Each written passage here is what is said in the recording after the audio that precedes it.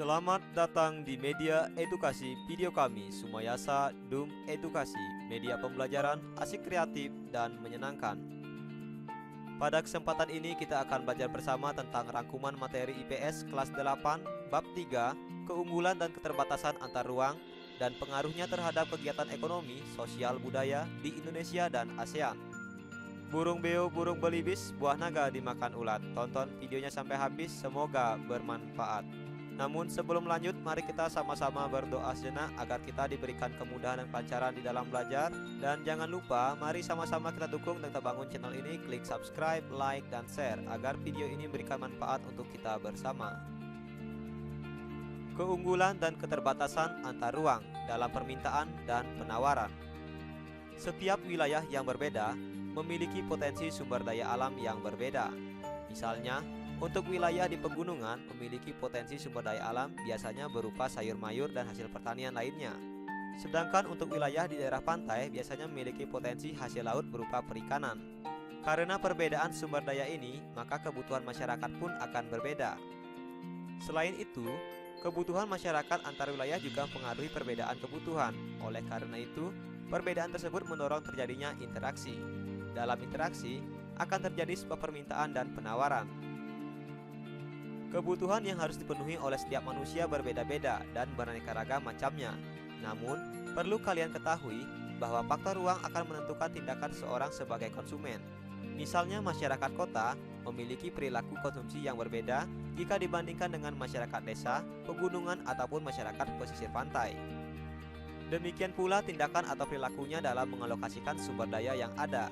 Dilihat dari fungsinya sebagai konsumen, masyarakat kota lebih banyak membeli barang dan jasa karena ditunjang oleh pendapatan yang tinggi dan munculnya pasar-pasar modern seperti supermarket dan hipermarket. Berbeda dengan perilaku masyarakat di daerah pedesaan atau pegunungan yang pendapatannya rendah, akses jalannya kurang baik yang membuat pendistribusian barang atau jasa menjadi kurang lancar. Akibatnya, masyarakat desa atau pegunungan lebih sedikit membeli barang dan jasa. Pelaku kegiatan ekonomi. Pelaku kegiatan ekonomi adalah individu atau lembaga yang terlibat dalam proses kegiatan ekonomi. Kegiatan ekonomi tersebut dapat berupa kegiatan produksi, distribusi, maupun konsumsi. Pelaku kegiatan ekonomi dapat dibedakan menjadi 4. Yang pertama, rumah tangga keluarga atau konsumen. Yang kedua, rumah tangga perusahaan. Yang ketiga, pemerintah. Dan yang keempat, masyarakat luar negeri. Yang pertama, pelaku kegiatan ekonomi, rumah tangga keluarga atau konsumen.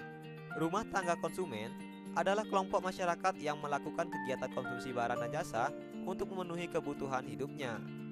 Yang kedua, pelaku kegiatan ekonomi rumah tangga perusahaan. Rumah tangga perusahaan atau biasa disebut sebagai produsen merupakan pelaku ekonomi yang berperan sebagai penyedia barang dan jasa bagi konsumen.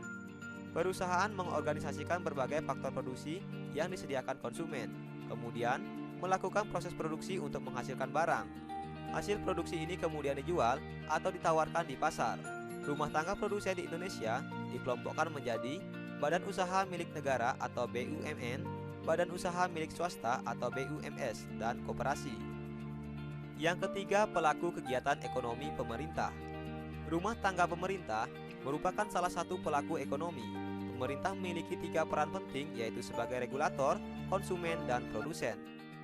Yang keempat, pelaku kegiatan ekonomi masyarakat luar negeri. Peran masyarakat luar negeri dalam perekonomian terlibat nyata dalam perdagangan internasional. Contoh perdagangan internasional, misalnya Indonesia mengekspor produk tekstil ke negara Jepang, dan Jepang mengekspor kendaraan bermotor ke Indonesia.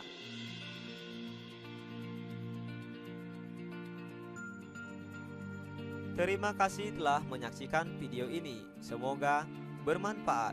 Mari sama-sama kita dukung dan kita bangun channel ini. Klik subscribe, like, share, dan komen. Sampai jumpa lagi dalam video pembelajaran berikutnya.